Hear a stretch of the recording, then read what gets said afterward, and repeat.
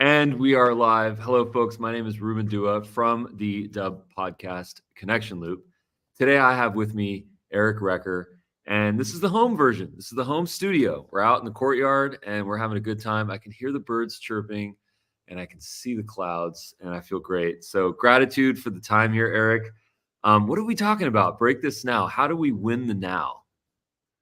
Yeah, so I think one of the biggest problems that we have as a society is we are either stuck in the past or we're worried about the future. And when we're in either of those places, the problem is that we lose out on the now, the one thing that's guaranteed, the one thing that's right in front of us. And I spent way too much of my life being in one of those places. And my relationships suffered, my family suffered, my performance suffered. We need to find a way to be in the same place with our mind and our body. And when we do that, that's where the magic happens. Well, there's this beautiful idea that took me a long time to comprehend, and I'm still working through it. And it's this idea that we often think of ourselves as human beings with a spiritual connection or a spirit. But what if, in fact, we are spirits with just a temporary human form?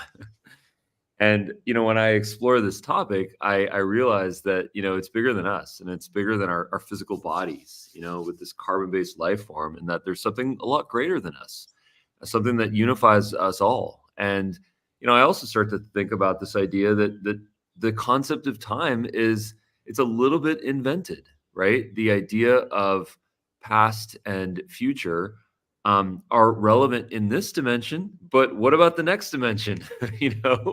And I start to blow my mind up when I start to understand that, a lot of this is constructed, and that in fact, we're all just unified in this beautiful way, and that ultimately this is about love, right?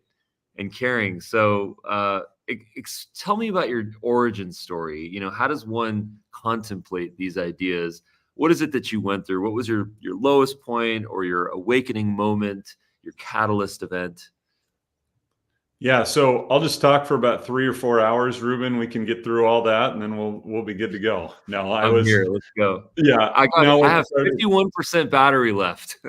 Okay. Hey, we'll keep a close eye on that. I don't think it'll be a problem. I was bullied when I was growing up. So I grew up in a small town in Iowa, and I remember waking up in the mornings on Monday mornings at 4 or 5 a.m., knowing that my mom was going to come in and wake me up about 6:30, and I did not want 6:30 to come because school was not a great place for me. It just wasn't. I was picked on. I was pretty rough around the edges at that point. I was kind of a husky kid. I was one of the youngest in my class, so athletically I was behind most people. And I don't know about you, Ruben, but where I grew up, recess kickball was life. In the early 80s, being able to play kickball at recess was everything. For me, it was handball and tetherball. Okay. Yeah. A little bit of foursquare, some other stuff too, but mostly it was recess kickball. And I was told that I wasn't good enough to play. It wasn't that I was picked last. I think I could have dealt with that. I just wanted to play. I just wanted to get a couple good kicks in and show people that I was good enough. And after a lot of times of being told that I wasn't good enough to play, I remember in 3rd grade standing on the sideline of that recess kickball field and saying, I'm going to be so freaking good at everything that I ever do that no one is ever going to not pick me. Well, that's a lot for a 3rd grader to promise. And those are words that stick with you for a lot of your life. So most of my story, and as you can imagine, it certainly led to burnout, has been from overcompensating and always trying to prove to everybody that I'm enough. Right. Yeah. So that's the basis of my story. It led to 3 really challenging seasons of burnout. I'm a slow learner, so it took me, I was kind of on a remedial loop to learn some lessons. And now I'm at a point where I'm not there anymore. And I want to use the experiences that I've had to help other people on their journeys. Well, thank you for sharing that. I really appreciate it. I remember when I heard the first time someone say on a podcast, and I can't remember no one can ever remember who the first person to say this. You can always remember who the most famous person or the person that got lucky and went viral. So Tony Robbins definitely said this, that it's time to start thanking our bullies. And, he read that somewhere, and, it's an interesting statement to contemplate, to think about. And I think in our generation, people in their, 30s, 40s, 50s plus now, we were raised with this idea that we went through hardship. There was no mental health. There was no nurse at my school. My kid is home sick today, and, he can tell us, like, I'm not feeling well. And he can probably tell us he's never said this, but if he were to say, I'm having a mental health day, we could be like, okay, just stay home. That didn't exist in our childhood. And I think that the really interesting thing here is that, this is for better and for worse. I mean, it's for better because we need more love, we need more empathy, we need more compassion. We need to stop having generational cycles of trauma. I was bullied, I was hit, I was verbally abused, so now I'm going to go do it to other people because that's all I know. We need to break those cycles because that's just fear driven. But at the same time, we also need to have, like, should we thank our bullies? Should we teach our kids, hey, thank your bullies? It's a tough one. I thank my bullies. I do. I used to hate them, and I used to criticize them and say, you guys were mean to me. And now, I look at you, Eric, and I say, gosh, if you weren't bullied, would you be the successful person that you are today? And that's a hard thing to say to you, but is it how I feel? Maybe. Yeah, that's a brilliant question. I don't mourn anything that's happened to me. I really don't. I would mourn it if I hadn't learned lessons from it. Yeah. So we're just really a sum of our experiences. That's really all we are at this point in our life. We're a sum of all roads have converged to where we are right now. And we can either mourn those things that happened to us, or we can choose to learn the lessons and then bless other people with the lessons that we learned. Because for everything that we've learned, there's someone else who could benefit from what we've been through, at least one someone else. Right. It's amazing.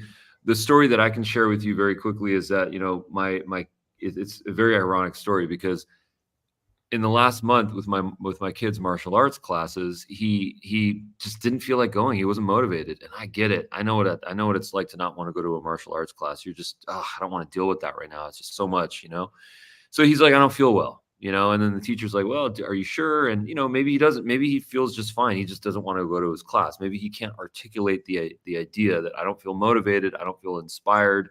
I'm sorry, I need to take a mental health break. Like, he's not going to say that. He's going to say I have a stomach ache, or I don't feel well. And then, that's not exactly what the reality is, but for him, in his own interpretation, it is. He does not feel well. And I validate that. And then, he says it a third or fourth time in a class. And then that one time, of course, he is sick. And now he's home sick today. And I had a really great conversation with his teacher this morning. And we explored this idea that, kids and humans it's hard for us to be honest. It's hard for us to really access what we've gone through, what our trauma is. Like, how many people can do what you just did, to say I was bullied as a kid and that's how I want to start a podcast? Like, it's very, very challenging for people to do, because we want to protect ourselves.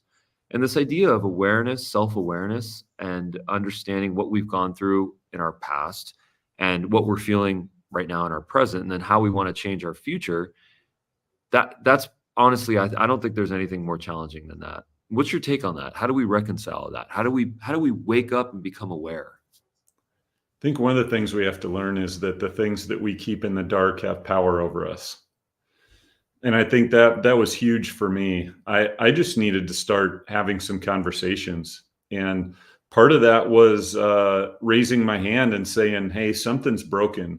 I need to figure out what is broken. And I was broken because of all the burnout. And I was dealing with a broken operating system because I had things that had been said over me that I believed. So one of my favorite books is a book called Soundtracks by John Acuff. And what he talks about in that book is that we all have these soundtracks that play in our heads. So what we need to do is figure out what those soundtracks are. Then we need to retire the old soundtracks, replace them with new soundtracks, and repeat them until we believe them. So a lot of that is going back to Zig Ziglar's affirmations and a lot of people who've done more work on that. And it seems kind of corny and cheesy, but we have to dispel what's not true We have to talk about what is true, and then we have to find a way to make ourselves believe what is true. If we don't think we're good enough, then we need to make a list of things we do that we have done to prove that we are good enough.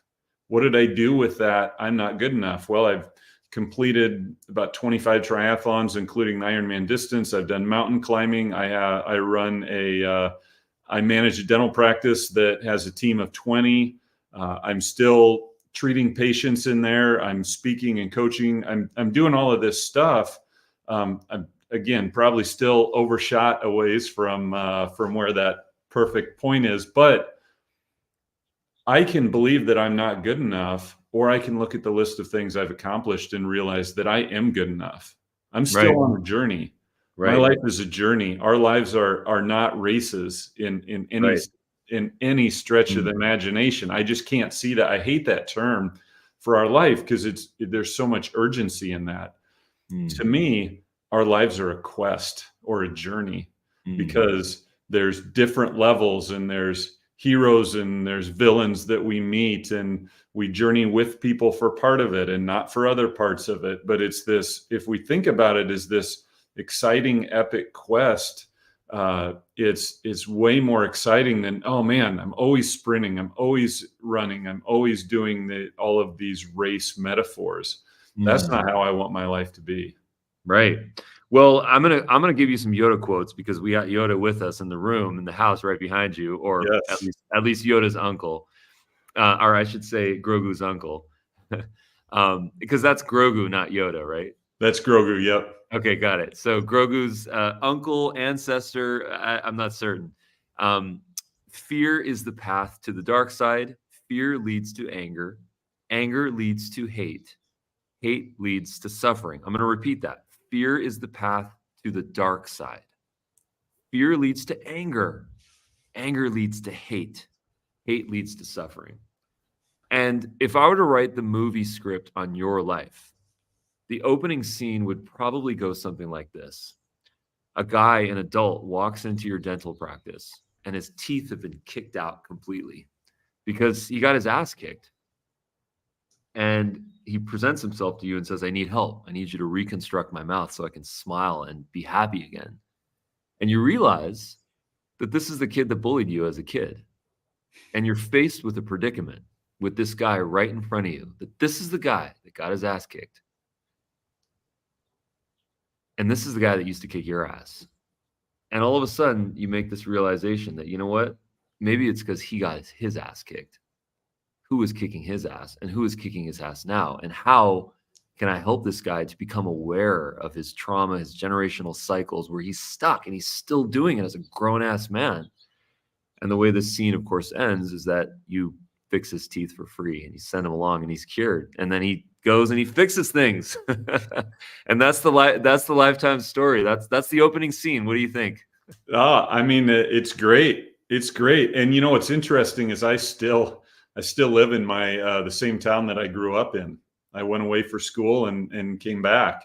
And so I have had a couple of the bullies have been patients of mine. And it's been in that same situation. And I've dealt with it, and I don't mourn what happened with any of that stuff. And really, one of the biggest things that I talk about in my dental practice with my coaching clients, wherever it is, I want to be a part of the good part of somebody's story. Unequivocally, that's what I want to do. And in our office, we have people come in and we get to be a part of the good part of their story. So these bullies, almost always, when we hear the rest of the story, or when we know a little bit more about what they went through, or I see where they've plateaued in their lives or where their trajectory is going, I want to be a good part of their story because they've had a tough story. Yeah. They needed an outlet for their story. I happen to be an easy outlet. Right. You know, I didn't love it at the time, but it's amazing. When we interact with people, even this conversation, Ruben, I feel like I'm getting to know you fairly well. This is great, but I'm still seeing a small snapshot of your story. And that's why it's important that we are in relationship with people, because only really being in relationship with people can we get below that about maybe 10 to 20% getting to know someone. And then you can get to know, if you're willing to step into it, their fears, their failures, their worries, all of that kind of stuff. And then we can support each other on our journeys. And man, then the journeys get way better. It's so true. I mean, the thing that I'm really connected to is this idea of the now. And I'll give you an absolutely great example of this that I had to become self-aware of this. So here in my pocket, I've been walking around with this for the last 2 days, is my kid's report card. And he will kill me if he knows that I'm talking about this on the internet. But when you look at this report card, you see all A's except for one B, right? There's one B right there in written language, which is surprising because, he's typing and such a bright kid. And it's interesting because when he initially showed me this report card, and there's a lot of O's, which is outstanding for effort. When I looked at this report card, my eyes instantly were drawn to the B. And I couldn't see the A's, like reading, A, language arts, A, like it just keeps going. Oral language, mathematics, technology, history, science, physical education, music. I'm a musician. I like that. And I realized my eyes just went to that B. And, I think that, I think about my father who is with us, thank God still. And he was an exceptional human. He is an exceptional human being. He went to one of the top medical schools in India, AIMS, and he was the top of the top, right? I mean, going to AIMS in India is like going to Harvard Medical School. It's actually statistically more difficult to get into, apparently. And I realized that, he wanted the best for us. And, if we brought home and I wasn't a great student, and that's the most painful thing. If I brought him this report card, he would have celebrated. And, it's interesting because now I have the opportunity to go and sort of, be the compassionate person, be the coach, be the mentor, and still celebrate the fact that this is almost all A's. God, I wish I could have done this for my father, And it's interesting because now I have the opportunity, and it just takes a little bit of self-awareness. So I'm going to keep holding this report card and remember that I am damn proud of my son for getting amazing grades, amazing grace, amazing grades. I love that. That's so important. It's amazing how we do that as humans. We'll look at when we're trying to decide, let's see where we're going to eat. Let's take it for an example for that. So we will pull it up and online, what restaurants are near here. Oh, that one kind of looks good. Oh, there's their reviews. Pull up the reviews. We're so drawn to the bad ones. We're so drawn to the bad ones. I don't know if there's this inherent need in us that we need to find flaws in somebody else to feel better about ourselves. And like for our office, we've done really well with reviews. And because of that, there's a couple outliers that people were grumpy and we weren't going to be able to do anything about that. There's a couple outliers. And it's easy to go to that and say, oh man, that's what defines us. No, that's not what defines us. I don't think let's just throw a number out. I don't think having 1,000 5-star reviews and none any other than that doesn't quite seem right either.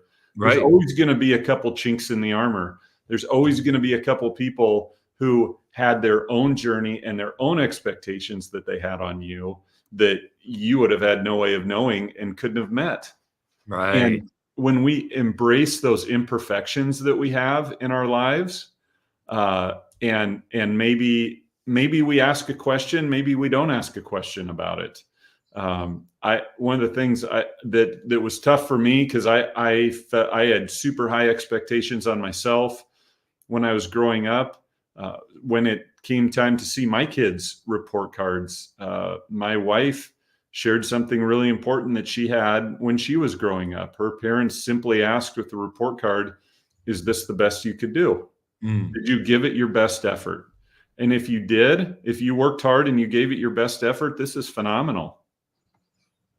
Yeah. And so I think what's the measure of, because there are some people who will do no work, hardly at all. It will all come naturally to them and they will get straight A's.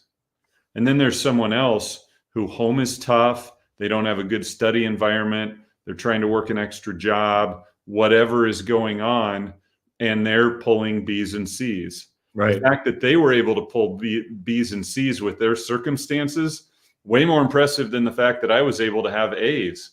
So This is to consider some of these things when you start looking at the whole person, it's fascinating. I mean, this is why I don't think there's standardized tests anymore, because the rich kids get Kaplan and Princeton, and then the poor kids, you know, God bless them, they don't get anything. And all of a sudden, how is this even fair, right? I mean, that was a leveling. I was surprised to hear about that one when it came out, but I thought about it and I was like, I was born a rich kid. My dad's a doctor. My dad sent me to Kaplan when I needed to get, you know, improvements on my scores. Not everyone has that privilege, you know? And all of a sudden now I'm like, okay, let me be a little bit self-aware here. And the fact that it's not fair, you know? Yeah. You know, you mentioned reviews. I love reviews on such a philosophical level, because reviews are the truest testament, most honest testament to how we run our business. And when we have conflicts, how we address and resolve those conflicts. You mentioned, you know, every business has some negative reviews. It's inevitable. Someone is going to have a bad day and cut you off and then flip you off. And that's inevitable. And that's going to come out in the form of a review, because it's a really good way to make yourself feel good if you're having a bad day, if you want to take it out on someone else. So I want to share my screen very quickly. And I just want to show, let's see here. Just give me a second. So this here is our page to platform to build this page.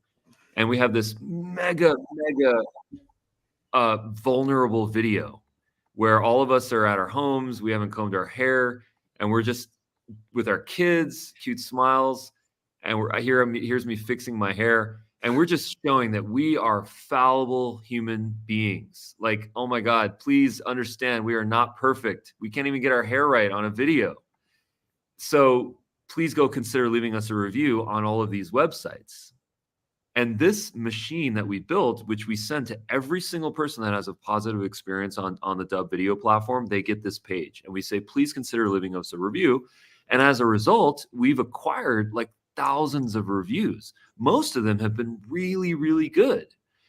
Now, the second most honest thing, that was a little bit of a sort of storytelling and maybe some suggestions for any type of business owner to use Dub to create a video page to get reviews. But I also want to be extremely vulnerable here and go back to, you know, my sense of perfectionism, which is a form of unsolved trauma.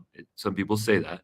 And sometimes I go look at our reviews and I say, why is it only 4.9? Why is this only 4.7? And then someone has to say, well, hold on a second. You have a 4.9 review. That's unheard of. That's really great. You know, that's unbelievable. Your reviews are solid. Don't worry about it. And then I have to go back and then I have to just fill my heart and soul with gratitude and just be like, we're doing great. There's nothing to worry about. Be present, be in the now, and just keep providing value and good things will happen. So that's my perspective. Tell me your perspective. I love that. I love that. And I hate perfectionism because it creates an expectation. And I don't like expectation as much as we can. I would much rather live in expectancy because of what might happen. Mm-hmm. Do the work, put in the reps, do all of those things, and then the cards are going to fall where they are. If our expectation is 100%, there's no upside. There's no upside to that. And I always ask my kids one thing, or talk to my kids about, if you are in a situation where there's no upside, that's not a good situation to be in. If the best you can do is break even, that's not a good situation to be in, because that means everything else is downside. So if we have an expectation and we don't meet that expectation, that feels like a failure. But if we have controlled all the variables that we can, and we live in expectancy of what might happen, then there's upside in that. And I would much rather do that. If I was so laser focused when I was doing triathlon, when I was doing some mountain climbing and racing and stuff like that, that I didn't really enjoy the process. Sure, I did it all. And I even through the Ironman distance with 20 plus hours of training a week, I got every single workout done. I think I missed 2 scheduled workouts in a year. That's how dialed in I was. But I missed it. In this last summer, I was in Utah and I hiked Mount Timpanogos, and it's about 5,000 feet of gain over 14 and a half miles up and down. It was one of the most fun hikes I ever did because I wasn't in a dead sprint hurry. I looked around, I took a bunch of pictures, spent some time around some mountain goats, just all of it. I just took it all in and enjoyed the journey instead of being, all right, I got it done in 5.5 hours. Yes. All right. Who cares? I got done in a little over 6 hours and I had a ton of time to enjoy it. And those are the kind of things that I want to be involved in. I want to be involved in any type of experience where we can engage as many of our senses as we possibly can, because those are the moments we get to take with us, and that's where we find joy in life. Okay, another Yoda quote I'll present to you. Train yourself to let go of everything you are afraid to lose. Train yourself to let go of everything you are afraid to lose. How do you interpret that?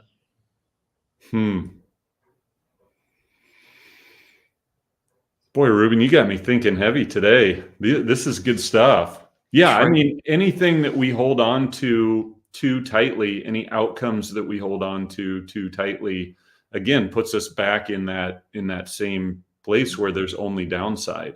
You know, and I've struggled with that. I have an event that I'm hosting that's coming up for a book launch.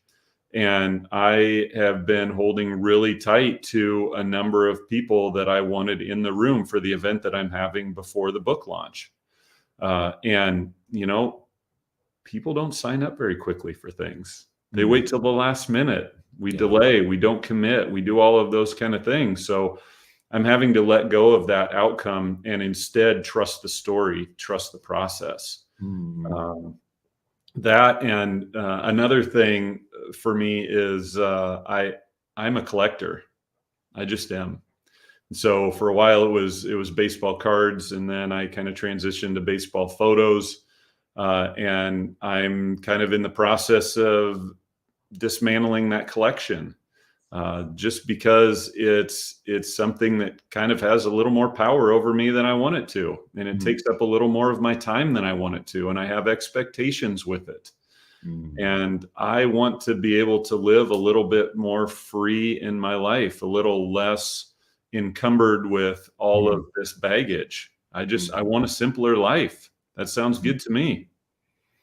Yeah, that makes a lot of sense to me. I mean, the thing that comes to my mind when you mention this is, you know, this idea of being disillusioned. I'm so disillusioned in my life. You know, I feel so sad or anxious or disappointed, disillusioned. And, you know, if you're disillusioned in your life, it's because it's probably an illusion that's being dissipated now, something that wasn't necessarily real. And I think that, you know, disappointment, because you've mentioned that a couple of times, and I really respect this idea of that disappointment. What is even disappointment? If we do something and then we're disappointed, or if something occurs to us and then we're disappointed, are we like a victim at that point? Is it our fault? Is it someone else's fault? I mean, what Yoda always says is there is no try, there is do or don't do, right? And if you do, to your earlier point, to the best of your ability, can you be disappointed? I'm not sure. Maybe that's some unresolved stuff. I'm not sure. What do you think?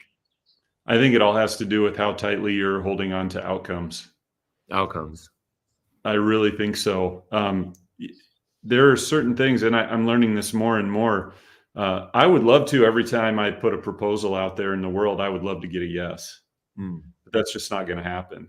And so I am really trying to separate life into 3 different buckets: the things I can control, the things I can influence, and the things that I have to let go. And oftentimes I am finding out that the outcome is what I need to let go of, because I can't control that.